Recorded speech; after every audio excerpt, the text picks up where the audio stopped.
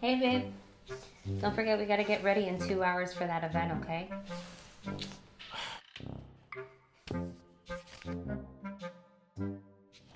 I got so much to do. How am I ever gonna get this done?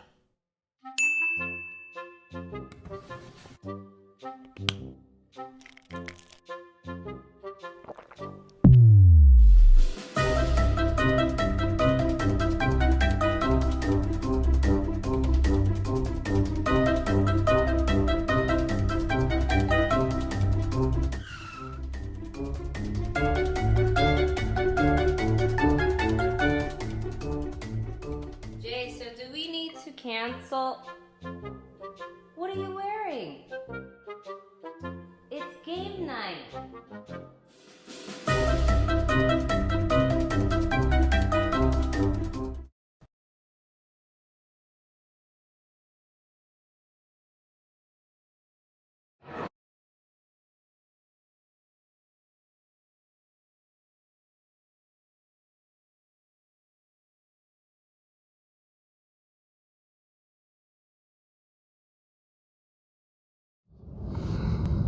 Biggie.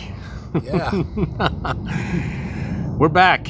we are back. We're still here, even though of the craziness. What's going Marina on? del Rey, beautiful spot. So I was telling last time I was doing a video with Jay, he was just excited that we still had a place to train, with Silvio and stuff. And I Yeah. said the very last video I shot with you guys, the very same night we actually trained and filmed that video, they actually shut down your gym. So that's it. Yeah, that kind of sucked. I was really hoping that We get a little bit more time. I was hoping we had more time because it's not a very used. There's not many people ever in there. Maybe at the most there's ever like 5 people in there. So I thought maybe it would skate by, but like literally. So I mean, at least we got that workout in, Yeah. and it wasn't. We got the chance to do that. So yeah. So How did you know they closed the gym? They sent an email or what?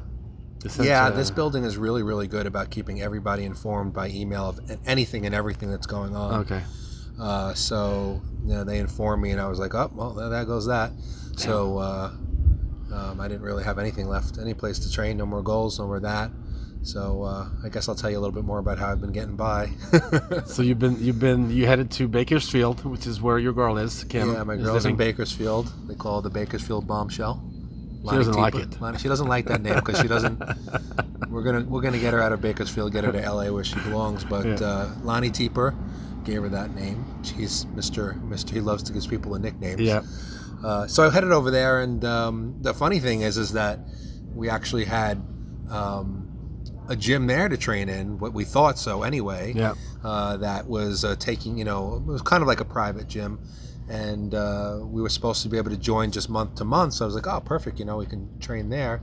And then at the last minute, we find out they're not accepting any new members regardless because of what's going on. So that was the end of that. So now I've been limited to basically a set of dumbbells up to 30 pounds, a set of bands, and the bands are actually really like light. They're like not even like heavy resistance.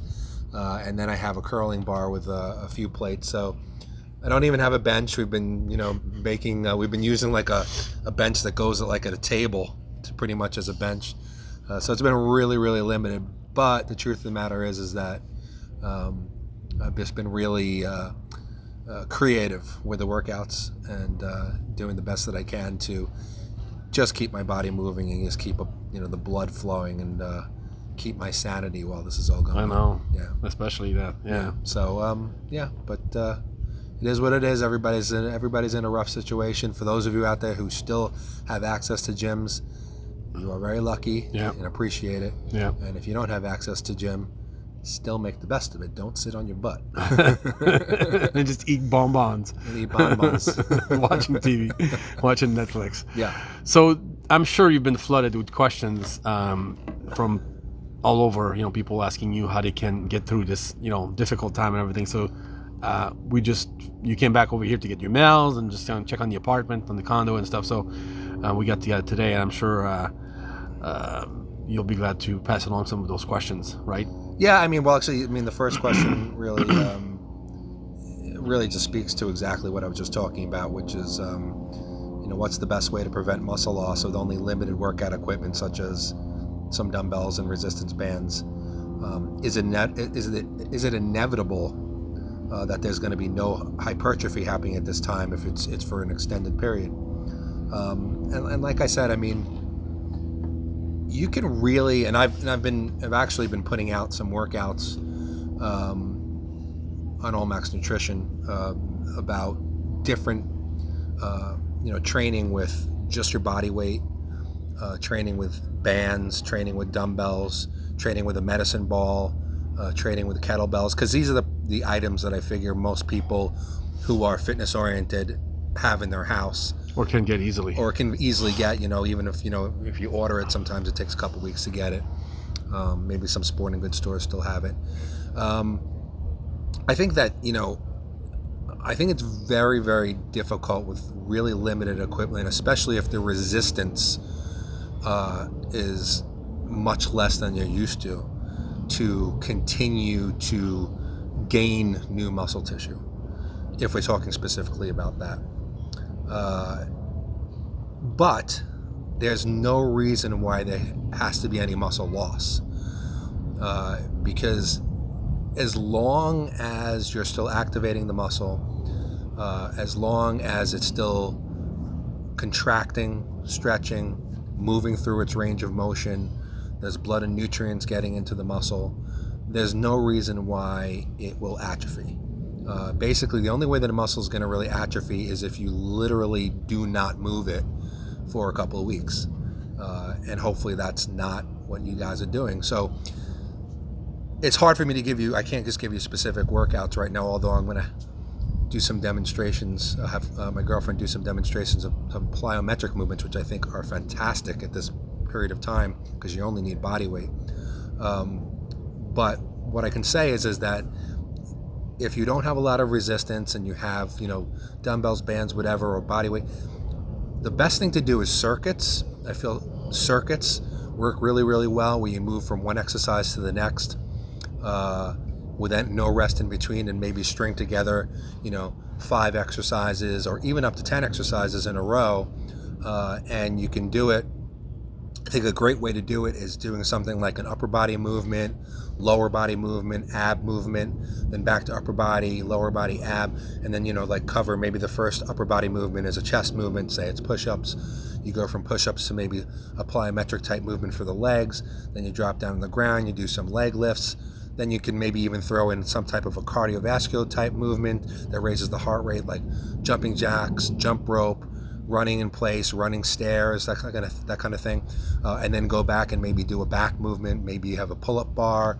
Maybe if you have bands or dumbbells, you could do rows, and then you can go into like lunges, whether it be body weight or with resistance, and then back to an abdominal exercise. And if you move through like this, the great benefit of this is that not only will it stimulate the muscles, but it'll also stimulate the cardiovascular system. It'll burn a lot of calories, so you actually may find yourself getting leaner, with workouts like that. Another thing that you can do is also just a lot of supersetting. You could pick two body parts, chest and back, and go back in between dips and pull-ups, or dips and push-ups. Dips and a different type of pull-up made with a different grip, underhand, overhand. You have feet elevated push-ups, you have regular push-ups, you could do plyometric push-ups or clap push-ups. So there's a lot of options available, and as long as you are a little bit creative and use circuits or use supersets, you can put more intensity into the entire program than you might normally when you're just doing one set at a time. So it's a different kind of workout, but there's nothing, the change could really, really be good. Another thing that I'm finding, and I want to point out here, is that I haven't been able to lift heavy weights, and I have, just from wear and tear, like a lot of bodybuilders, aches and pains in the joints. Not necessarily injuries, just wear and tear, like a car engine that has 500,000 miles on it. So my shoulders will ache a little bit, maybe my elbows or knees a little bit here and there. I'm actually finding a lot of these aches and pains are starting to go away or subside, probably because I'm just not putting as much resistance on them, even though, as you guys may know, I train very, very slow, very precise. I don't use any kind of ballistic movement. Just the resistance itself on the joint could still be causing some wear and tear. So now with the less resistance, I'm moving even slower, stretching and squeezing more, doing more isometric type of contractions, and some of these aches and pains are actually subsiding a little bit. So look at it this way, there's some benefit to this in a way. I mean, it gives your body a little bit of a break, it gives the joints a break, it gives you something different to do, which can create a new stimulus, and I think it sets us up for a good rebound when we get back to the gym, because we're forced out of the, it's very difficult for any of us who have the access to the gym, who are so fitness minded, to ever take any time off or to back off on intensity, lift lighter weights. It's just not part of our DNA. But this is forcing us to do that, a lot of us. And I do believe, just like with dieting, when you're getting ready for a competition and then you add in calories, a lot of calories after the show, as long as it's not crap, you can get a rebound in growth. I think that can happen with training as well. So to answer the question, I don't think you can make new gains in hypertrophy, but I think that you can set yourself up for more hypertrophy later. You can certainly use workouts like this to get leaner, and use this time to get leaner, and also for recovery and repair. But there is absolutely, a lot of people are afraid, oh my God, I'm gonna lose all my muscle.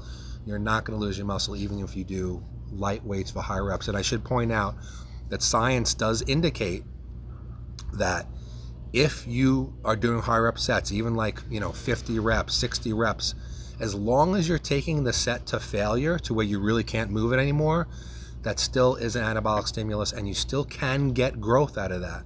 So it's not just heavy weights. You can get growth out of lighter reps, high reps with lighter weights as well. So, me even saying that you can hypertrophy, you may even be able to a little bit if you can keep on your diet. So definitely don't fret. Just keep moving. Oh, that's good news. Yep. All right. All right. What else you got? So somebody asked me a question about whey concentrate versus whey isolate. Is one really better than the other? Why is one better than the other? What benefits will you see one versus the other? I think that, first of all, when you have whey concentrate versus isolate is a much purer protein. So it tends to it goes through more of a filtration process. So you're taking out much of the lactose, you're taking out, which is the sugar, you're taking out much of the fat, and you're just creating almost a completely pure protein, which is almost all protein, very, very little carbohydrates, very, very little fat, almost no lactose whatsoever, and you also have more of the protein fractions, which is the parts of the protein that actually have health benefits as well, in a whey isolate versus a whey concentrate. So a whey concentrate, you'll see if you look at the label, generally, let's just say a scoop, if you have a scoop of protein isolate versus concentrate, and they're the same amount of protein in the scoop, you may find that the concentrate actually has 5 grams of carbs versus 1, may have 3 grams of fat versus 0 for the isolate. So obviously, because there's less of these carbohydrates and fats in the isolate, if you're dieting, there could be some benefit there if you use whey proteins a lot, but you're still getting the benefit of whey protein with each, I would say. I think that the way I want to answer this question is that if you are in a situation economically where you have all the expendable money you need and price doesn't really matter, always go for the isolate. It's a pure protein, it's a better protein, it digests easier for most of us, it's assimilated more quickly, it's a superior protein. If there is, like where kind of like, oh man, isolate costs a lot of money, that's going to go into my budget because I use a lot of it versus concentrate, I would just go for the concentrate. I think that the real difference is if you're just a general fitness person who likes to work out, keep in shape, watch their health, I think concentrate is really fine, unless you have an allergy to the lactose and the problems with that. But I think whey concentrate is fine. If you're a competitor, a serious athlete, you got to get ready for shows, you're getting ready for photo shoots, you're getting ready for athletic competition, then I could see spending the money on the isolate. You're not going to see, you certainly wouldn't have 2 people taking one or the other and one gaining 10 pounds of muscle and the other person on the concentrate gaining 1. It's not going to be something like that. I think that there would be, over a long extended period of time, you would maybe see the benefits of isolate over concentrate. But I think the only people who are going to really see that and notice it are people who are on a very, very high level. So high level athletes, high level bodybuilders, competitive bodybuilders versus the general fitness person. So what I would say to you is that this really just depends on how much expendable income you have. Like I said, if money's no object, go for the isolate. If it is, stay with the concentrate. And then maybe if you are a competitor and money's still, an issue, stay with the concentrate during the off season. And then maybe if you're getting close to a competition or something like that, switch over to the isolate for the last 8 weeks so you have a cleaner protein source. But again, this is not the kind of thing where one is going to be so incredibly beneficial over the other that you're going to notice like a big 20-pound gain in muscle or anything like that. It's the kind of thing that would happen over time. So the choice is yours, and hopefully that helps you make it. Especially during these times, I think people might be more inclined to use the protein powders, especially when they have a hard time finding protein at the store. I do, yeah. So you may have to resort to protein powder more if you can find chicken or meat or more, not as easily as before. Right. What would you say to people that, you just talked about what could be done, to train at home to keep moving and everything, but obviously it's not going to be we're not going to be spending as much energy training in our home as we would in the gym. So how would you tell them to maybe alter their diet a little bit so they don't get fat? Well, no, it's a good question home. Because actually all of my clients, or the majority of my clients who I've actually had to adjust their diet. I'm sure. And I basically just said to them, we need to start eating a little bit less overall calories because unless, of course, they have a complete home gym and they can still kill it. Yeah. But for the people who are switching from full gym workouts to bands and bodyweight and that kind of stuff, because they're expending much less energy, not burning as many calories and just not, lifting as intensely, I have everybody lower their overall calories.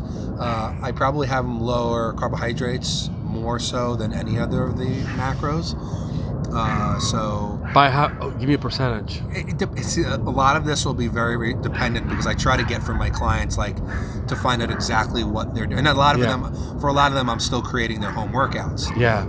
And I try to make them fairly intense. So somewhere between, let's just say, for instance, that your normal workout day intake is 200 grams of carbs. Yeah. I'm lowering people down to somewhere between 125 and 150. Okay, that's not somewhere bad. around there. That's nothing crazy. Like 25% roughly. Yeah, 25-30%. something like that. Yeah. And I may lower their protein a little bit too. If they're normally eating 250 grams a day, I might drop them just a little bit to like 225, 200, whatever in that area. And then of course I keep track of them, and see what's going on. So just a moderate decrease in calories. Of course, if they tell me, hey, I'm going to just take some time off and I'm really not even going to do anything, I'm going to relax, and and that's their choice of what they want to do. And they'll say to me, how do I not get fat during this time? I'll just put them on their off-day eating plan. Gotcha. And for the whole period of time. Okay. So basically their normal calories, and which generally for me with my clients is, and the protein will pretty much usually be around the same. I like to keep that pretty constant, but I'll lower their carbohydrates and their fat because those are the energy sources, so to speak. I'll lower those, and if they're not expending the energy, then they don't need it. And the protein will help to maintain their muscle mass during this time. So a moderate decrease depending on how low your activity level is going to be, but mostly from carbohydrates, I'd say, if you're trying to stay lean. Yeah, awesome. Thanks, Biggie. All right, so I figured, being that a lot of people are at home working out, as we've been discussing, that I have Kimmy here, which we actually before called you the Bakersfield Bombshell. I know, so she hates that. She hates that name. Don't say that. It's okay. Kimberly Daisy. There we Kimberly go. Daisy. A lot of and some of the stuff that I do with Kim and her workouts, especially because she's going to be switching from bikini to wellness, and we're looking to build more lower body mass, glutes and thighs. I have her doing a lot of plyometrics now as part of her training, and plyometrics is actually an awesome way to stimulate leg development, even if you're have a full gym. But it's great now, especially because you could just use your body weight. You don't even need any equipment whatsoever. So I'm going to have her demonstrate 3 really, really good plyometric movements for the legs. The first one's going to be a broad jump. The second one's going to be a squat jump, and the third one is going to be called split jumps. So I'll have it demonstrate a few reps, and you can see how it's done and what you guys can do at home. So All right.